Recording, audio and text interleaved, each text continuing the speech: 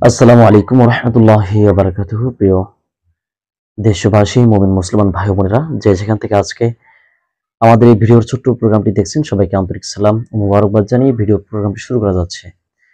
দর্শক বিন্দু, আজকে আপনাদেরকে যে তদবিরটি দিচ্ছি, এই তদবিরটি একেবারে ছোট্ট একটি তদবির, কিন্তু এই ছোট্ট তদবিরের মাধ্যমে চাইলে আপনার শত্রুকে আপনি চিরতরে ধ্বংস করে দিতে পারেন।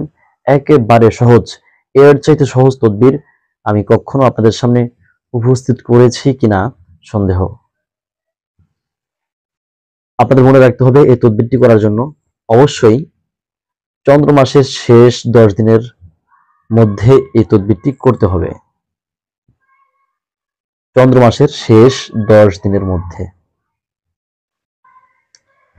আর অবশ্যই মনে রাখতে হবে, এই তদবিরটি যতদিন পর্যন্ত আপনি করবেন, অবশ্যই তদবিরটি করার পূর্ব মুহূর্ত থেকেই আপনাকে অন্তত 5 ওয়াক্ত নামাজটা আদায় করতে হবে। ধূমপান করে থাকলে ধূমপান ছেড়ে দিতে হবে। আবার কাঁচা পেঁয়াজ কিংবা রসুন, কাঁচা মরিচ এ জাতীয় খাবার খাওয়ার অভ্যাস থাকলে সেটা অবশ্যই সম্পূর্ণরূপে বাদ করে দিতে হবে।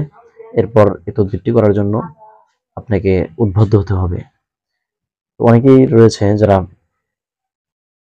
ধূমপানে আসক্ত, তাদেরও অবশ্যই প্রথম এই ধূমপান ছাড়তে হবে।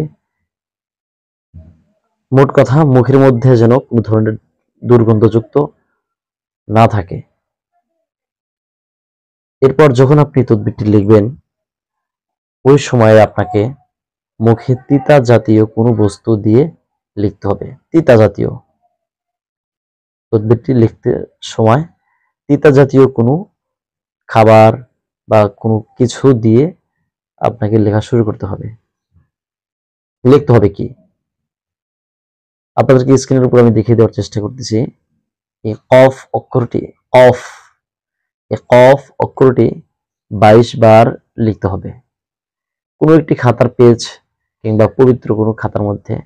অবশ্যই যে খাতাগুলো অনেকদিন আগে লিখেছেন, দুর্গন্ধযুক্ত হয়েছে বা এর মধ্যে কোনো সময় অনেক পশু প্রাণী বা উঠেছে, তাহলে সেটার মধ্যে কিন্তু লেখা যাবে না।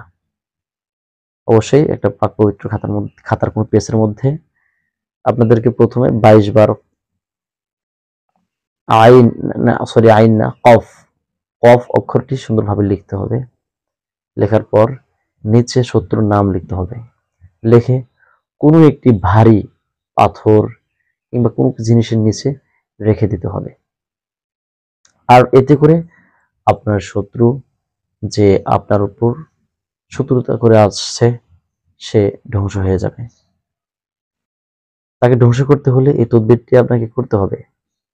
তদবিরটি যদি আপনি একটা বার করে দেখেন, আশা করি আপনি উপকার পাবেন। উপকার পাওয়ার পর আপনি বারবার যতবার শত্রুর সাথে সমস্যা হবে, শত্রু আপনার উপর শত্রুতা করবে, ততবারই আপনি তদবিরটা করবেন।